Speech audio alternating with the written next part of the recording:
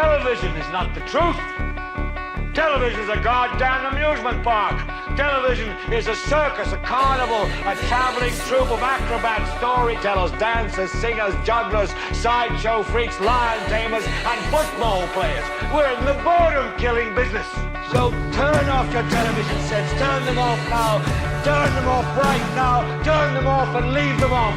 Turn them off right in the middle of the sentence I'm speaking to you now. Turn them off.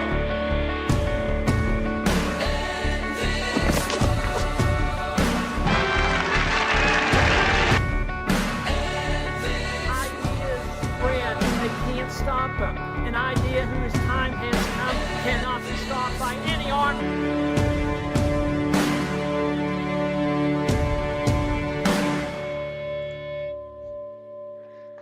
Welcome to another episode of The Town Crier.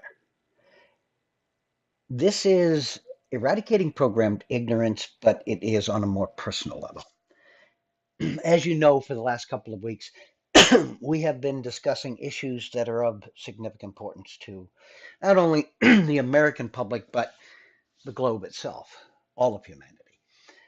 Last week, we started a series about the 21st century and how America has changed and what has changed, whether it's our health issues, whether it's our political issues.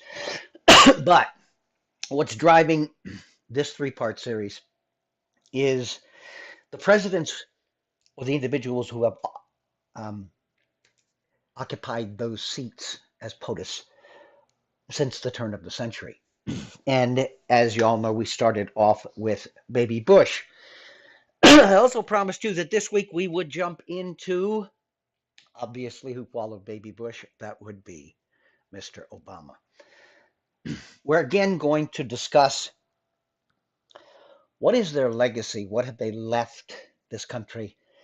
My father always told me, and my father was one of these old-fashioned American patriots, that you can judge your success by whether you left something beneficial behind or not. Have you left the world a better place? Have you left your family a better family? Have you left the people you work with, I don't know, in a better frame of mind? If you have done something to better the situation as you depart, you can consider what you've accomplished as a success. If you take the information that was put out last week, Baby Bush just really can't do that. And anybody who thinks that Obama can, I don't know. You're one of those sheeple that we discuss on a constant basis. So let's get into this. Let's call this episode The Untouchables. Why wasn't Obama impeached? As calls go out to impeach Trump with no facts or evidence, let's take a close look at some of Obama's transgressions and ask the obvious questions. Why wasn't this guy impeached? Okay? So let's start off by asking, what freaking country am I living in? Because this certainly isn't the country I was born in. Again, we talk about these three generations of perspective. I am a baby boomer. I will be 65 years old in August. I don't have the same perspective that a 20-year-old kid does because they haven't seen what we have seen. Corruption, complicity, greed, and abuse of power are now the norms we are forced to endure with respect to our representative leadership. I'm not talking about the guy next door. I'm not talking about the dog catcher. I'm talking about our senators. I'm talking about our presidents. I'm talking about our congressmen. I'm talking about our attorneys general. I'm talking about the people who lead the FBI, the CIA, and the DOJ. So let me read that last sentence again. Corruption, complicity, greed, and abuse of power are now the norms we are forced to endure with respect to our representative leadership. By continuing to abuse we the people at an ever-accelerating rate over decades and generations, we have in fact become desensitized to the reality of Washington. Via intense and prolonged programming, we have actually come to grudgingly accept these actions as normal or to be expected. Supposed leaders treat the law that binds you and I as a speed bump to their agenda. They slow down a little bit, but never stop as they violate any law they deem as inconvenient to their goals. But you try that. There are innumerable examples of members of Congress, administration officials, and yes, even presidents committing unlawful acts that would have you or me in prison for decades. Yet, they suffer no consequences, even when their egregious transgressions are exposed. Look at what goes on around you today. Today, Washington, D.C. is a huge club, a club that should by default be named the Untouchables, a club we will never be allowed membership in. Okay. So, this pertains in a huge fashion to Barack Hussein Obama, an individual who rode a tidal wave of popular vote into the Oval Office, having made many great promises to we the people. Yet in 8 years of office, he delivered fully and earnestly on only one of the multitude of promises he made the American people. No, he didn't put America back to work. No, he didn't hearken in the most open and transparent presidency in history. No, he didn't close Guantanamo Bay detention camp. No, he didn't get us out of multiple wars. No, he didn't make health insurance affordable. No, he didn't stop the erosion of our freedoms and rights, etc., etc., etc. The only real promise he kept was the fundamental transformation of America, something he worked at in spades, something he put heart and soul into. I guess this is what you can come to expect from somebody who grew up with communist parents and whose idol was, in fact, a renowned communist. All right. So, the only promise this guy has 100% kept was the fundamental transformation of America. And why do I say that? But as many of us can see, due to this transformation, America went from a thriving, prosperous, and relatively free society to a collapsing, overregulated, enslaved society, facilitated by what is easily the most corrupt and treasonous administration in modern history. An administration where the law only applied to those who did not have membership in said club. We go back to this club again. This is no longer a guess, but in hindsight, an observable fact. Okay. And is there any doubt that if Hillary Clinton had been elected, we as a nation would have suffered a continuation or an acceleration of the same corrupt and unlawful policies, or basically Obama 2.0, culminating in the total destruction of America as we know it? In an unprecedented fashion, Obama campaigned hard for Hillary in spite of her massive legal and ethical baggage, for which to this day she has seen no incrimination, meaning we the people have seen no justice. Again, we can chalk this up to her premium membership in the aforementioned, here it comes again, club. Now, excuse me. Now, please don't for 1 second believe that I hold the other side of the political aisle up as shining examples of patriotism and virtue, always operating inside the defined limitations of law. Even President Trump. They don't qualify for these accolades either, as in order to hold those positions, these positions, presidents, okay? These positions of power, they must by default hold membership in this club. It's a fact. But we are basically reflecting on the last 10 years of unlawful and treasonous actions, Obama administration, and post-election sedition. As most Americans suffering from intentional programmed ignorance can barely even recollect with accuracy that far back with any sense of truth, reality, or clarity. Okay. Today, we are being flooded with calls for Trump's impeachment over issues that have no solid basis in reality. No solid or substantial facts. Yet we were aware of, those who are awake, countless incidences where Obama's actions or the actions of his appointed minions were in clear violation of said law. And the word impeachment was never even whispered seriously in the hallowed halls of Congress. Why? Why is this such a blatant reality? This oh so malevolent double standard may have a lot to do with those who really rule America. Another exclusive club called G. Surprise to anyone? The deep state. All right. We're talking about Obama, so let's continue.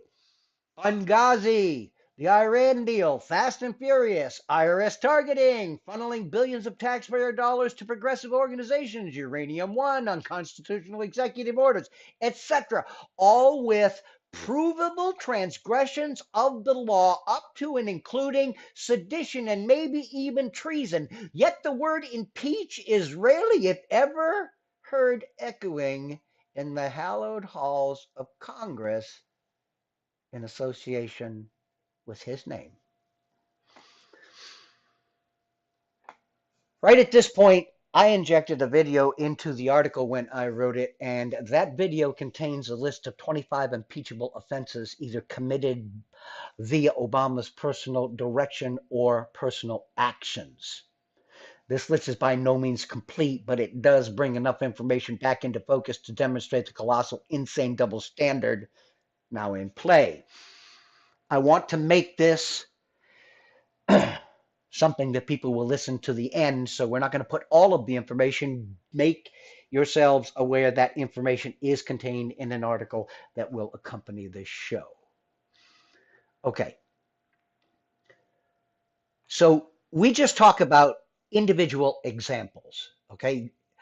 This Obama scandal is so awful, you'll wonder why he wasn't impeached. Yeah, that's actually the title of the next section I'm going to be reading here. Barack Obama's presidency was defined by lawlessness. From illegal executive amnesty to unconstitutional rewrites of Obamacare, Obama routinely violated the laws of the land. But one scandal was so awful that the American people are just now getting an idea of the scope of the illegal behavior. Details continue to trickle out about Obama's illegal domestic spying. When Donald Trump accused the former president of spying on him at Trump Tower, reporters kicked into high gear to determine whether there was, anything to the charge. And some investigative reporters have unearthed the true extent to which Obama illegally spied on all Americans. Well, all Americans of interest. Under Section 702 of the FISA law, the government can collect the communications of individuals located outside of the United States.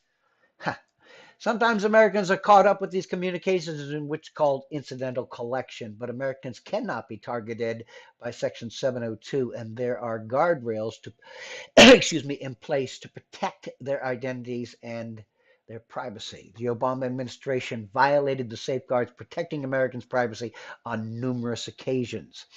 Circa reports the National Security Agency under former President Barack Obama routinely violated American privacy protections while scouring through overseas intercepts and failed to disclose the extent of the problems until the final days before Donald Trump was elected president last fall. And of course, that would have been 2 falls ago. According to the once top secret documents that chronicle some of the most serious constitutional abuses to date by the U.S. intelligence community. Yeah, okay. More than 5%, or 1 out of every 20 searches seeking upstream internet data on Americans inside the NSA so-called Section 702 database, violated the safeguards Obama and his intelligence chiefs vowed to follow in 2011, according to one classified internal report reviewed by Circa. Okay, Are you starting to get the point here? This is a man who once stated on, I don't know, the mainstream media that Trump could take him as an example, never having had a scandal during his 8 years in office. Bullshit! Excuse me. Sorry about that. The situation was so serious that the FISA court, a long-time rubber stamp for the government's attempts to spy on America, rebuked the Obama administration. Circa also reports the normally supportive court censured administrative officials, saying the failure to disclose the extent of violations earlier amounted to an institutional lack of candor, and that the improper searches constituted a very serious Fourth Amendment issue, according to a recently unsealed court document dated April 26, 2017. Since 2011, NSA's minimalization procedures have prohibited use of U.S. person identifiers to query the results of upstream internet collection under 702. The unsealed court ruling declared the October 26, 2016 notice informed the court that NSA analysts had been conducting such queries in violation of that prohibition with much greater frequency than had been previously disclosed to the court. Are you listening to this, my friends? Okay. This is a stunning abuse of power, but Obama was never held accountable. Now, the attached article I just read, that portion of the article is a short article called This Obama Scandal is So Awful, You'll Wonder Why He Wasn't Impeached, and it comes from the American Patriot Daily. The first portion of that article, of course, the lead in and the commentary was from yours truly. There is one very important video in there I wish for you all to see. Let's put all of this into perspective. Let's put into perspective the fact that in the first 8 years of the 21st century, we saw our rights and liberties whittled away at a pace that had never been matched since the inception of this constitutional republic. The catalyst for that was 9/11. Was 9/11 what we were all, I don't know, programmed to believe it is? Absolutely not. It was a choreographed event to start wars in 5 to 7 countries that had been predetermined in the mid to late 1990s. All of this was preordained.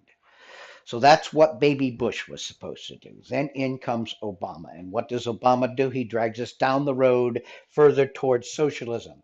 He helps to destroy a huge portion of the industrial base of this country and send it offshore. He tries to socialize medicine, which basically damn near bankrupts the middle class. And he runs the most corrupt and the most, I don't know, secretive administration, I believe, in, I don't know, my awareness, and the very first president I'm aware of is Eisenhower.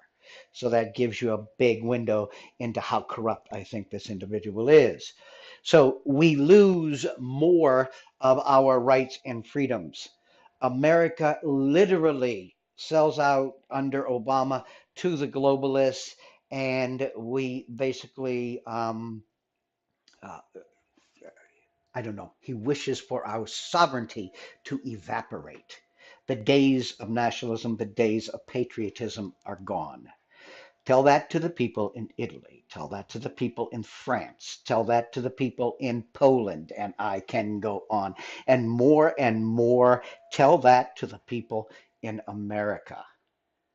So we have seen a direct blow from baby Bush to our freedoms and rights, and as he's leaving office, a decent sized blow to our economy with the big 2008 housing bubble pop. And then Obama comes in, and whereas the economy doesn't really get any better, it actually gets worse, and we continue to lose our freedoms and rights. This 3-part series will culminate next week in a show with, obviously, President Trump. And if anybody here thinks that this guy is absolute potpourri, that even his farts don't smell, you're absolutely wrong. As I stated in one of my earlier remarks, you don't get to be president of the United States if you ain't a member of the club. So all we have to do is find out which which part of or which club he belongs to and what are the ramifications of that for America. So again, that's our show next week. We appreciate you all listening. We appreciate you all watching and supporting the Liberty Beacon Project. I'm Roger Landry. I'm the founder of the Liberty Beacon Project, and we really enjoy getting as much information out to all of you as possible. We will talk to you again next week. Again, this has been the Town Crier, a Eradicating Program Ignorance show brought to you by the Liberty Beacon Project and broadcast on TLBTV. Y'all have a real good day.